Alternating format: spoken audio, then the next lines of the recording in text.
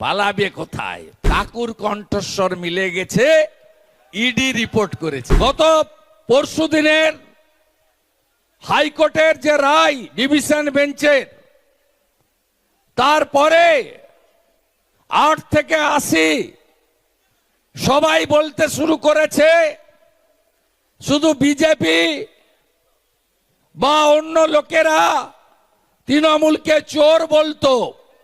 এখন হাইকোর্টের division bench সিলমোহর লাগিয়ে দিল, মমতার পুরো ক্যাবিনেটটাই চোর।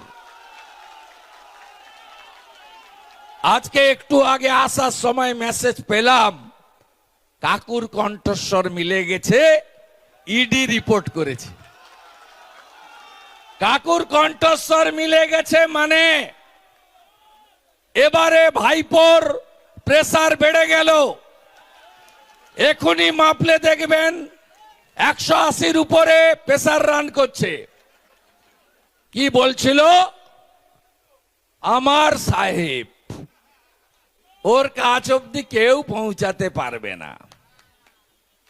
ধর্মের কল বাতাসে নড়ে। এই চোরেরা পশ্চিমবঙ্গে সব লুট করেছে। যাদের চাকরি চলে গেছে তাদের মধ্যে অনেকে বলছেন আমরা যোগ্য। এই যোগ্য কারা আর অযোগ্য কারা, এই রিপোর্টটা দেওয়ার কথা ছিল স্কুল সার্ভিস কমিশনের। তারা চোরেদের বাঁচানোর জন্য অতিরিক্ত পোস্টে নিয়োগ করা লোকেদেরকে বৈধতা দেওয়ার জন্য, দোকান খুলে টাকা নিয়ে নিয়োগ করা লোকেদেরকে বৈধ করার জন্য যোগ্য কে আর অযোগ্য কে এর তালিকাটা পর্যন্ত কোর্টে দেননি। এখানে যারা কেস করেছেন, যারা কেস লড়েছেন, বা প্রধান বিরোধী দল বিজেপির কোনো ভূমিকা নেই। সম্পূর্ণ ঘটনার জন্য যদি কেউ দায়ী হয়ে থাকেন, তার নাম মমতা ব্যানার্জি। পালাবে কোথায়? আকাশ রানী মহিষাদলে যত আসবে তত হারবে। 2021 সালে 18ই জানুয়ারি নন্দীগ্রামের তেখালিতে এসেছে। তেখালিতে আসার পরে 4টা জেলা থেকে লোক নিয়ে এসছে।